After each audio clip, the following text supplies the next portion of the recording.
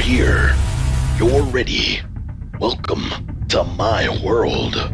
Welcome back, YouTube. It's I'm Ghost of Sparta, your number one and favorite action figure and unboxer here with another fantastic review of the SHFiguarts Raditz from the Saiyan saga.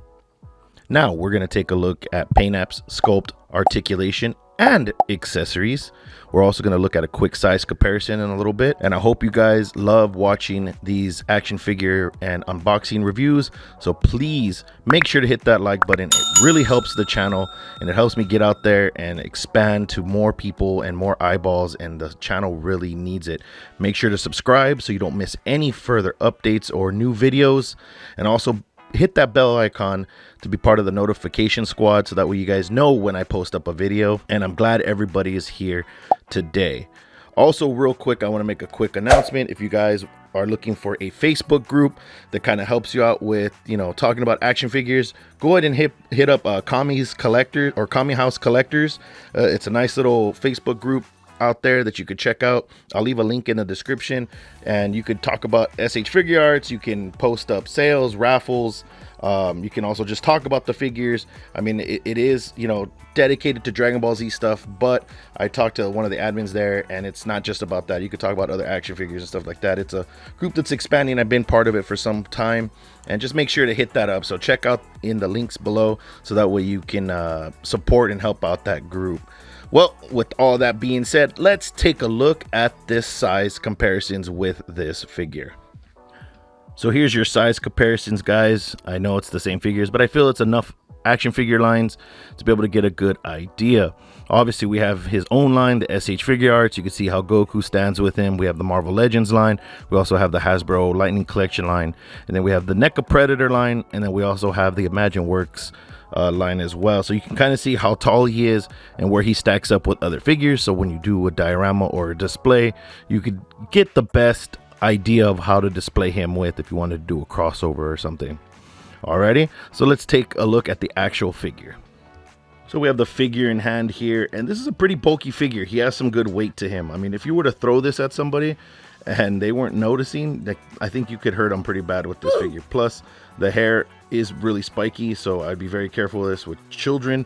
I mean, I believe on the box it says no one under 15 should be buying this, but yeah, the hair is really spiky, so you could poke someone's eye out with that. So I just want to go over the sculpt work on this figure, and you can see that he's a bulky character. We got, you know, some nice good muscle definition. I just, you know, he is a bulky character. The definition of the muscles, I don't see a lot, too much of it. There's not a lot of sculpt work, just enough.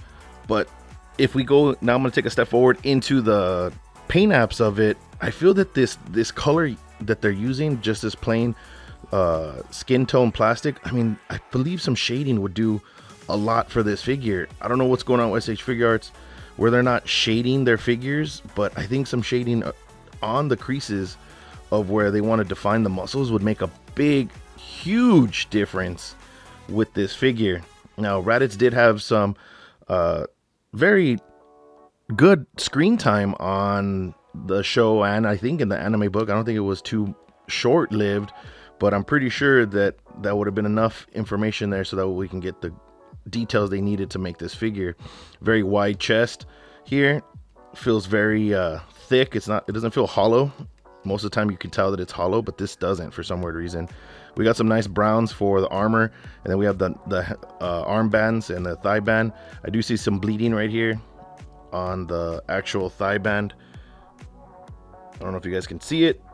I'll try to zoom it in, but we do have some, you know, bleeding there on the armband. No, it looks great. I would be very careful also if you did get this figure.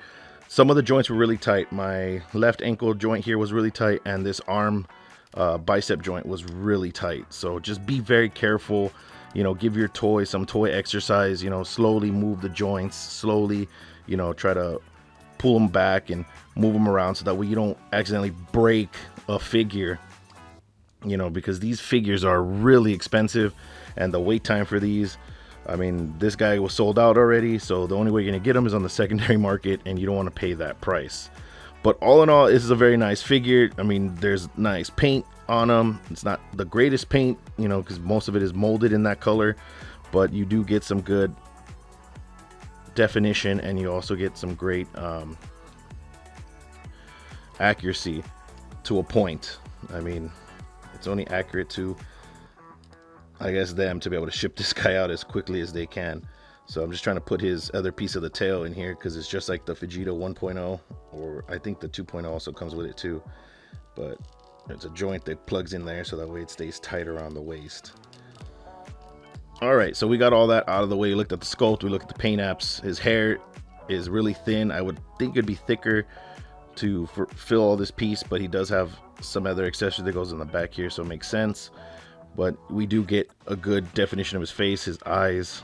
There's a lot of great stuff. I just wish when we get to the accessories, I'll explain something else. But yeah, let's just get to the articulation. It moves up.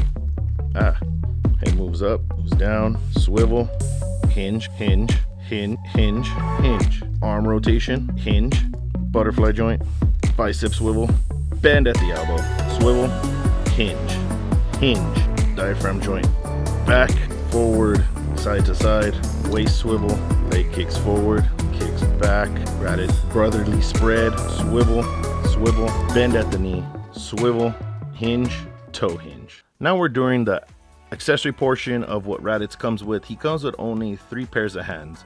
Obviously the other pair is on his hands, and they're the fisted hands.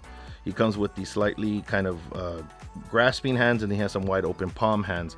And the detail on these hands are really nice because it actually has like the thumb loop for his armor, which is his forearm armor piece that goes over his wrist. And you can see the detail in the hands. You got some of the fingernail detail, so it looks really nice. And you can get some really good poses just with these 3 pairs of hands. He also comes with his crossed arm accessory because Raditz did cross his arms a lot. And it's pretty easy to plug in. You just pop off the arms by the bicep swivel and then bring in the arms and then put this in. Nothing too hard. Just be very careful. If you need to use like a hair dryer or the hot water technique, I'd rather you guys use that than break a joint, because it'd be very disappointing to break a figure like this. So with that being said, let's go to the rest of the accessories. Raditz comes with 4 sets of face plates, and 2 of them are kind of neutral. The one with the scouter, and then the one on the far left, it's kind of like a neutral face. Doesn't really have too much of an expression, kind of like a smile face and a serious face. Then you have a screaming face, and then you also have his surprise look face, which is this one right here. Now, what's great about that is you can get a lot of different expressions out of these faces depending on how you pose the figure. So it's a combination. You have to pose the figure to be able to get enough out of it. I just don't understand why SHFiguarts keeps messing around with the whole scouter technology, because with Frieza you were able to put the scouter on every single face, but it also came with the piece to put in to replace her ear, I guess you would call it. It looks like a little vent. Bardock had an ear that you could put on him, so you didn't have to have the scouter on him. Raccoon didn't have that. You had to leave the scouter on with him. I think Captain Ginyu just came with another face that you could take the scouter off. So I don't know why they don't stay consistent where giving us the piece to put the ear on. I think that was really nice. It was a good idea. Plus, what if we don't want to display the figure with the scouter, and then you're just gonna have like a little peg hanging out on the side? So those are just some thoughts on why they would do that. Now, changing out the faceplate on this guy is pretty easy. It's a little different in my opinion, but this hair piece, just like the Goku hair piece, plugs in onto this hole right here, and then you would plug that into the other 5 holes on the actual figure. So you'd have to exchange the hair piece with all the faceplates in order to get him to have the expression you're looking for. All right, so with all that being said, let's go to the last 2 accessories. So here are the last 2 accessories. He has a back armor piece that you could plug in. It just comes off. You can get like a little wedge tool in here, so that way you can pop off the actual back piece of his armor. So you can stick this in here, so that way you can put a flight stand on him and you can pose him in the air, because his hair does get in the way. It's a thicker figure, so they figured porting it into the actual stand hole is better than having that little arm to grasp around him, because there's nothing that's going to be able to grasp around him with that. So that's that piece there. And then he comes with another tail, so that way you can recreate the most important scene of Dragon Ball Z when Goku grabs his tail, and he has the surprised look on his face. So that's why they give you this additional tail, because the tail that's already on him, which is right here, is just, wrapped around, and it comes off from the peg in the back. So you just take out the peg that's above his buttocks, and then you're able to plug this in because it does have a swivel joint. See, super easy, nothing too difficult. And you just plug that in right there, and then you could use that so Goku can grab them. Alrighty, let's go to my final thoughts. So here are my final thoughts on this figure. I mean, if you're a completist, you're gonna grab this figure. If you want a figure that you can pass up, you know, it's very hard to say if you could pass up this figure because he's a very important character in pretty much the beginning arc of all Dragon Ball. Now, let's just look at accessories and paint apps and like that. This figure is great. I mean, it has some detail flaws, some accessory flaws. I mean, I feel that they could have gave us maybe a blast effect for his double Sunday effect attack. I mean, they could have gave us the little ball that they use for, I believe it's Super Saiyan Trunks from Dragon Ball Z. They could have gave us 2 of those. That would have been great to peg into his hands for his double Sunday attack. Now, as for the Scouter issue, I feel that they could have gave us something so we could plug in an ear and it would look right, and we don't have to have them posed with the Scouter all the time. I think that would have been nice as well. Now, SHFiguarts, during the beginning, they used to shade the figures. I think the shading is the main thing that would have helped out this figure a lot. Other than the armor, you know, being nice and vibrant, but the skin tone, you know, the muscle definition, I feel the shading would have helped that out tremendously. You know, that would have been a big help for this figure, and I think it would have been something that would have made it stand out different, and especially the fact that it's a web exclusive, that would have made it more of a reason for us to want to get onto P Bandai and order more of these figures. Now, people are just doing them because they know they're cash money. I mean, you can order up to 10 figures at a time and you can sell them. I mean, these are going, this guy was I think like 80 or 90 bucks, and you could easily sell them for like almost double. You're looking at maybe you could get them like 160, 150. So just the fact that he's a premium Bandai web exclusive. So, you know, that's the only thing. I wish they would have done those 2 things, is fix the Scouter so that way we can have an ear and also give us some shading. I mean, for it to be a web exclusive, I feel that they could have made it way more better with the paint and everything like that, just because it is a web exclusive.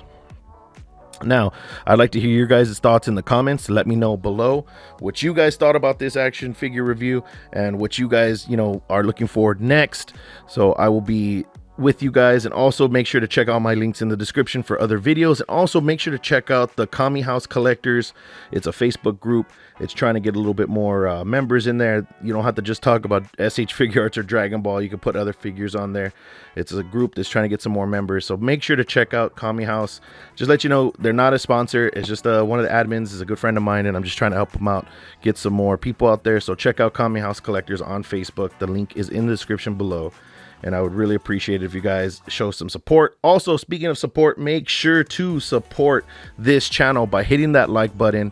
It really does help, so that way I could get seen to other viewers out there. And also subscribes help out the most. My goal is to try to get to 1,000 subscribers by the end of August. So helping that out, clicking that button will help out a lot. And I see that a lot of people that watch my channel, there's like 97% of you that are not even subscribed. So just hit that button. Doesn't take too long, and it will severely support the channel. Well, guys, I appreciate you guys stopping by and enjoying this other action figure review and unboxing, and I will see everybody on the next review.